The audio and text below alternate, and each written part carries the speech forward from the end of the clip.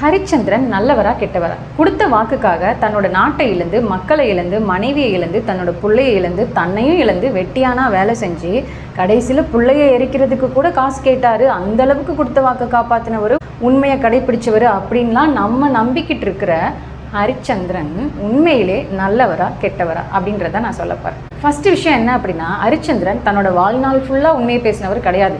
தன்னோட வாழ்நாள் ஃபுல்லாக கொடுத்த வாக்கை காப்பாற்றினவர் கிடையாது. தன்னோட வாழ்நாளில் கடைசி கொஞ்சம் மாசத்துல மட்டும் விஸ்வாமித்திரருக்கு மட்டும் கொடுத்த வாக்கு காப்பாற்றினவர் தான் ஹரிச்சந்திரன். ஆனால் அதுலேயும் நல்லா நோட் பண்ணிக்கோங்க, விஸ்வாமித்திரருக்கு கொடுத்த வாக்கை மட்டும்தான் அவரோட கடைசி நாள்லையும் காப்பாற்றிருப்பார். தன்னோட மனைவி மக்களுக்கு கொடுத்த வாக்கை காப்பாற்றிருக்க மாட்டார். சின்ன வயசுல இருந்து ஹரிச்சந்திரனுக்கு ஒரே ஒரு மனைவி சந்திரமதி, ஒரே ஒரு பையன் ரோஹித் ஷவா அப்படின்னு நினைச்சிங்கன்னா அது தப்பு.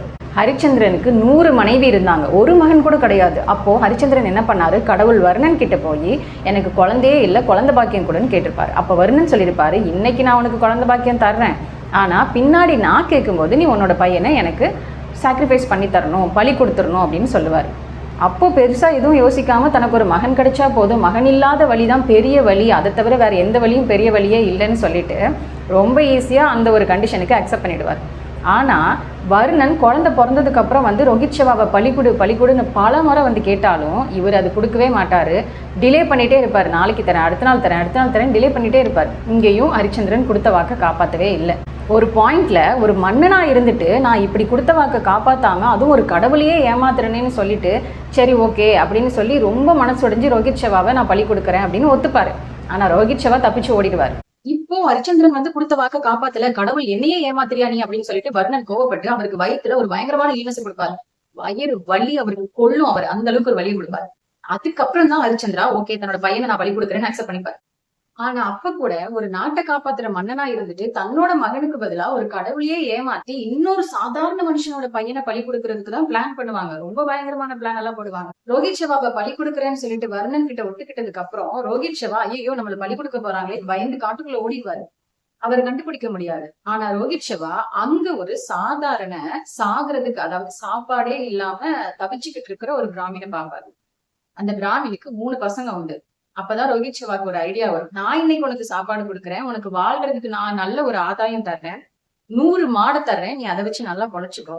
ஆனா அதுக்கு பதிலா உன் மகன்கள்ல ஒருத்தனை எனக்கு கொடு, எனக்கு பதிலா அவனை நான் பலி கொடுக்க போறேன் அப்படின்னு சொல்லி கேட்பாரு. சிகத்தா சவியாசி அப்படிங்கிற அந்த பிராமணனும் இதுக்கு ஒத்துப்பாரு.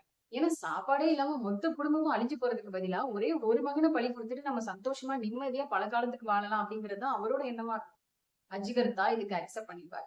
இப்போ அந்த ஒரு பையன் யாருன்னு சூஸ் பண்ணல, அஜிகர்த்தாவுக்கு 3 பசங்க. முதல் பையனை பலி கொடுக்கறதுல 2 பேருக்குமே இஷ்டம் இல்லை. கடைசி பையன் செல்ல பையன், அவனையும் பலி கொடுக்க வேணாம்னு சொல்லிடுவாங்க. அதனால அஜிகர்த்தாவோட நடுப்பையன் சுனாஷிபாவை தான் சூஸ் பண்ணுவாங்க. சுனாஷிபாவும் வேற வழியே இல்லாம ஒத்துப்பாரு. இப்போ ஹரிச்சந்திரனோட பையன் ரோஹித் ஷவா இந்த சுனாஷிபாவையும் அஜிகர்த்தாவையும் கூப்பிட்டுட்டு அரண்மனைக்கு போவாங்க.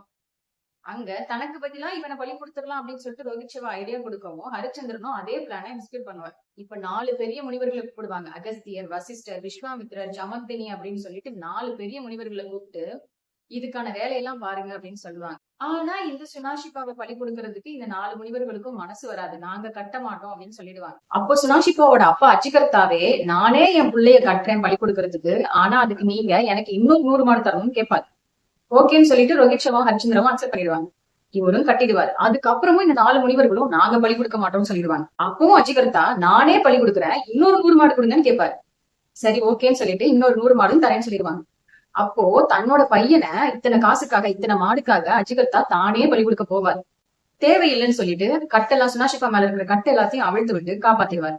பலி கொடுக்க தேவையில்லை, இதை இதோட ஸ்டாப் பண்ணுங்க அப்படின்னு சொல்லிட்டு இந்த ஹரிச்சந்திரனுக்கு வயிற்றுல கொடுத்த அந்த நோயையும் சரி பண்ணிடுவார்.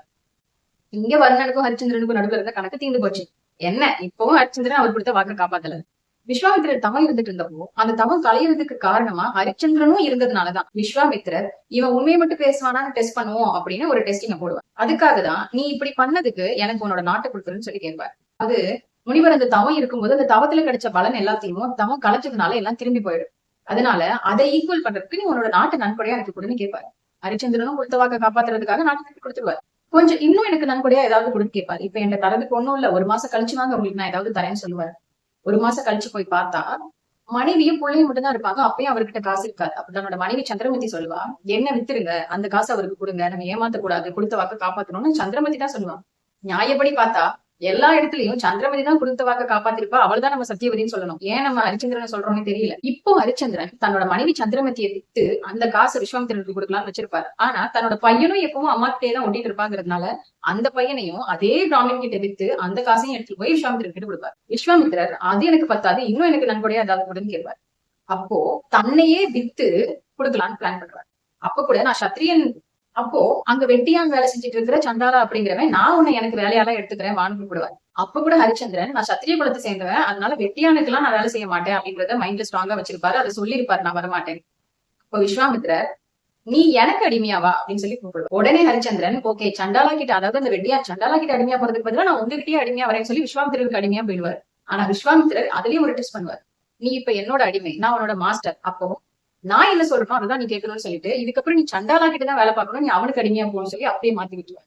அதுக்கப்புறம் தான் சண்டாலா கிட்ட வெட்டியானா வேலை பார்க்கறது. இப்போ ஹரிச்சந்திரனோட மனைவி சந்திரமதி தன்னோட பையன் பாம்பு கடிச்சு இறந்துட்டான் அப்படிங்கிற துக்கத்தை தாங்க முடியாம அழுது வலிச்சு துடிச்சு அங்க இருந்து ஓடி வருவா.